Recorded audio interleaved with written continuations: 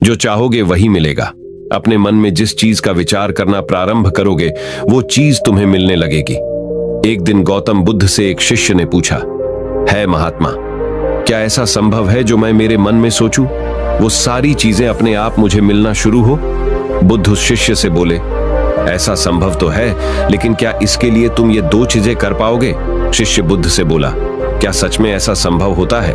अगर हाँ तो है महात्मा, मुझ पर कृपा कर मुझे बताइए ऐसा होना कैसे संभव है, मैं इसके लिए कुछ भी करूंगा।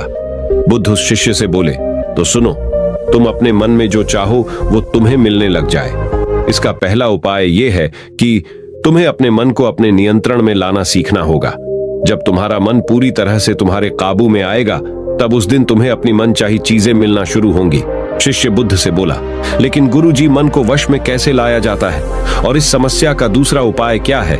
बुद्ध शिष्य से कहते हैं, मन को वश में लाने का सबसे पहला और महत्वपूर्ण उपाय अपने इंद्रियों को संयमित करना होता है। तुम्हारे पांचों इंद्रियां जब तुम्हारे वश में होंगी तभी तुम अपने मन को वश में करने में कामयाब हो पाओगे। शिष्य कहता है गुरुदेव, आप कहते हो कि इंद्रियों को काबू में करने से हमारा मन हमारे काबू में आएगा और फिर जो मैं मेरे मन में सोचूं वो चीज मुझे मिलने लगेगी। लेकिन गुरुदेव, इंद्रियां तो मेरे काबू में है।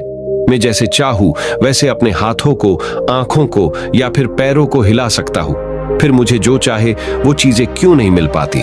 बुद्ध शिष्य से कहते हैं, बालक, तुम अपने पांचों इंद्रियों की क्रिया के बारे में अपने मन में विचार कर रहे हो, लेकिन अपने पांचों इंद्रियों को अपने काबू में रखने का असली अर्थ यह है कि तुम्हें किसी भी भौतिक चीज का मोह न रहना। जब मनुष्य के मन के अंदर अलग अलग प्रकार के मोह उत्पादित होते हैं तब उसका मन उन चीजों को देख दुखी होता है, जिस वजह से वो व्यर्थ की चिंता में फंसता चला जाता है।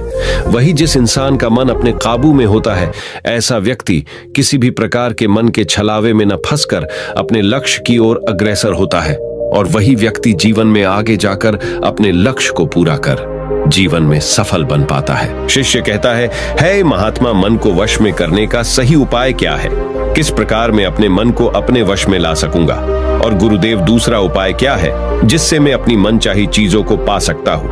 बुद्ध शिष्य से कहते हैं, तुम्हें अगर अपने मन को वश में करने का उपाय पता करना है तो तुम सामने दिख रहे पेड़ के नीचे 1 महीना हर दिन 2 घंटों के लिए मौन रहकर ध्यान करना। जैसे ही तुम्हारे इन 30 दिनों का सफर खत्म होगा वैसे ही तुम्हें अपने मन को काबू में करने का उपाय मिल जाएगा। जिस दिन तुम्हें अपने मन को काबू में करने का उपाय पूरी तरह झांत हो गया, उसी दिन से तुम अपने मन में जिस भी चीज का विचार करोगे वही चीज तुम्हें प्राप्त होना शुरू होगी। अगर तब तुम पैसे के बारे में या फिर संसार में मौजूदा किसी भी चीज के बारे में अपने मन में विचार करते हो तो वो विचार तुम्हें अपनी मनचाही चीज को प्राप्त करने में तुम्हारी मदद करेगा। पर इसके लिए तुम्हें अपने मन को वश में कर पाना अत्यंत जरूरी है। जब तुम अपने मन को वश में कर लोगे तभी मैं तुम्हें दूसरे उपाय के बारे में बताऊंगा। शिष्य बुद्ध को प्रणाम कर कहता है, ये तो काफी आसान कार्य है। 1 महीना ही क्या, मैं 1 साल तक 2 घंटे उस पेड़ के नीचे बैठ सकता हूँ। आप मुझे आज्ञा दे, कल से ही मैं ध्यान में बैठने के लिए तैयार हूँ। बुद्ध शिष्य से बोले, ठीक है, तुम पहले 30 दिन उस पेड़ के नीचे मौन रहकर ध्यान करके दिखा दो, फिर हम आगे बात करेंगे।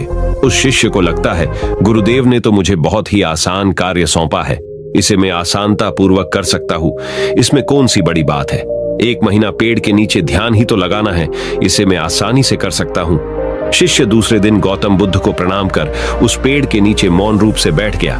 3-4 दिन तक ऐसे ही चलता रहा। शिष्य हर दिन बुद्ध के पास जाता, उनको प्रणाम करता और उस पेड़ के नीचे जाकर मौन रूप से ध्यान करना प्रारंभ करता। लेकिन जब छठे दिन रोज की तरह शिष्य उस पेड़ के नीचे बैठने जाता है तब उस समय उसका मन बेकाबू होने लगता है। उसके मन में अलग अलग चीजों के विचार आना शुरू होते हैं। उसने अब तक जिस लोगों से बुरा बर्ताव किया, अपने साथ गुरुकुल में पढ़ रहे भाइयों को उसने हर बार कैसे मूर्ख बनाया और अपनी तारीफ करने के लिए गुरुजी को कब कब झूठ बोला, इन सारी बातों के विचार उसके मन में उत्पादित होने लगे, जिससे उसका पूरी तरह ध्यान में मन लगना बहुत ही मुश्किल होने लगा। थोड़े दिन बीते, आज उस शिष्य का मौन रहकर ध्यान करने का 17वां दिवस था, लेकिन उसके मन में बार बार आते हुए गलत विचार उसे ध्यान को ठीक से करने नहीं दे रहे थे। इसके लिए उसने मन में निर्णय किया, मैं इस समस्या का हल गुरुदेव से पूछता हूँ, उन्हें इसका हल जरूर पता होगा। 18वें दिन शिष्य के मुंह पर आ रहे भाव देखकर बुद्ध पहले ही समझ चुके थे कि आज ये सिर्फ प्रणाम करने नहीं अपितु किसी समस्या का हल पूछने आया है। शिष्य बुद्ध के पास जाता है और कहता है महात्मा, आपके बताए अनुसार मैं हर रोज 17 दिनों से उस पेड़ के नीचे ध्यान लगाने बैठ जाता हूँ। शुरुआती दिनों में मैं जब ध्यान लगाने बैठता था तब मेरा मन पूरी तरह लगता था, लेकिन अब उस पेड़ के नीचे जब मैं अपना ध्यान लगाने बैठ जाता हूँ तब मेरा ध्यान अच्छे से नहीं लग पाता। मेरे मन में अलग अलग प्रकार के विचार आते हैं। जो विचार मुझे आते हैं उनके बारे में सोचकर मुझे अपनी सोच के ऊपर गुस्सा आने लगता है। मैंने अपने गुरु भाइयों के साथ कितना गलत किया, कितनी ही बार मैंने आपसे प्रशंसा के खातिर झूठ बोला। इन सभी गलतर विचार मुझे अंदर से ही मैं अब तक कितना गलत था इस बात को उजागर करते हैं, जिस वजह से मेरा ध्यान पर मन लगना। तो दूर में ध्यान करते समय इन्हीं विचारों से झुंझता रहता हूँ। है महात्मा, मुझ पर कृपा करें और मुझे इन गलत विचारों को अपने मन से पूरी तरह खत्म करने में सहायता कीजिए। बुद्ध शिष्य से कहते हैं, तुम्हें जब मैंने पहले दिन मौन रहकर पेड़ के नीचे बैठने के लिए कहा था तब तुम्हारे मन में किसी भी प्रकार के विचार नहीं आ रहे थे, लेकिन अब 18 दिन बीतने के बाद तुम्हारे मन में अपनी गलतियों के विचार उत्पादित हो चुके, जिसका कारण एक ही है। जब तुम अपने गुरु भाइयों के साथ मस्ती करते थे और सबको अपनी तारीफ करने के लिए झूठी कहानियां सुनाते थे, तब तुम शांत रह अपने मन से बातें न कर पूरे दिन गुरु भाइयों के सामने बढ़ावा करने में समय व्यतीत करते थे। लेकिन जब तुम्हारे अपने अंदर अपने मन से बातें करना प्रारंभ किया तो तुम्हें अपने आप ही अपनी गलतियों के बारे में विचार आने शुरू हुए, जिसका कारण एक ही है। व्यक्ति अपने आप से किसी भी सवाल को पूछता नहीं है। लोग शांत रहकर खुद से बात करना पसंद नहीं करते और दूसरों से अपनी समस्याओं का हल पूछकर उदास होते हैं। जब इंसान अपनी किसी भी प्रकार की समस्या का हल शांत रहकर अपने आप से पूछता है, तब उस वक्त उस व्यक्ति की बुद्धि खुद ब खुद उस समस्या को हल करने का रास्ता उस इंसान को बताना शुरू करती है। जब तुम अपने आप से बातें करना प्रारंभ करते हो तब तुम्हें खुद की अच्छाइयां और बुराइयां दोनों दिखना शुरू होती है, जिसका फायदा तुम्हें भविष्य में होना शुरू होता है। यानी जब तुम्हें अपनी गलतियां दिखती तब तुम उन पर शांति से काम कर अपने आप ही आगे बढ़ना शुरू कर देते हो, जिस वजह से तुम अपने मन में जिस भी चीज को सोचते हो उस चीज को प्राप्त करने का रास्ता तुम्हारी बुद्धि तुम्हें दिखाना शुरू करती है। बौद्ध कहते हैं, इसलिए मैंने पहले ही दिन तुम्हें बताया था, जैसे जैसे तुम शांत रहकर अपने मन से विचार करना शुरू करोगे वैसे वैसे तुम्हें अपनी मन चाही चीजें मिलना प्रारंभ होंगी। बुद्ध शिष्य से बोले, गुरुदेव, आपने मुझे दूसरा उपाय बताने का भी वादा किया था। मुझे लगता है वो उपाय इससे आसान होगा। कृपा कर मुझे दूसरा भी उपाय बताइए। बुद्ध शिष्य को बोले, मैं तुम्हें दूसरा उपाय तुम्हारे 30 दिन पूरे होते ही बता दूंगा। शिष्य बुद्ध को निराशा भरी नजरों से देखता है और वहां से चला जाता है। थोड़े दिन बीतते हैं। आज उस शिष्य के 30 दिन पूरे हो चुके थे। शिष्य बुद्ध के पास चला जाता है और बुद्ध से पूछता है गुरुदेव, मुझे मेरा मन इतना हल्का क्यों लग रहा है? आज मेरे मन में पहले से कम विचार आते हैं और मेरे मन में किसी चीज को प्राप्त करने का मोह भी नहीं है।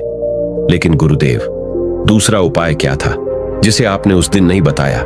बुद्ध शिष्य से कहते हैं, दूसरा उपाय था ही नहीं, बस मैंने तुम्हें इसलिए दूसरे उपाय के बारे में बताया था क्योंकि तुम ध्यान के इस 30 दिन में भटक न जाओ। तुम अपने ध्यान के इन दिनों पूरी तरह से खत्म कर पाओ, जिससे तुम्हें अपने अंदर की आवाज को पहचानने में मदद हो और तुम जान सको कि ऐसा संभव जरूर है कि जो तुम चाहो वो तुम्हें मिल सकता है। लेकिन अपने मन को वश में करने के बाद इसके रास्ते और भी ज्यादा आसान हो जाते हैं। इसलिए इंसान का मन अगर उसके वश में हो तो वो अपनी मन चाही चीज को प्राप्त करने में समर्थ रहता है। वही दोस्तों, गौतम बुद्ध की इस कहानी को आप अपने परिवार या मित्रों के साथ शेयर करके उन्हें भी बुद्ध के ज्ञान से अवगत करा सकते हैं।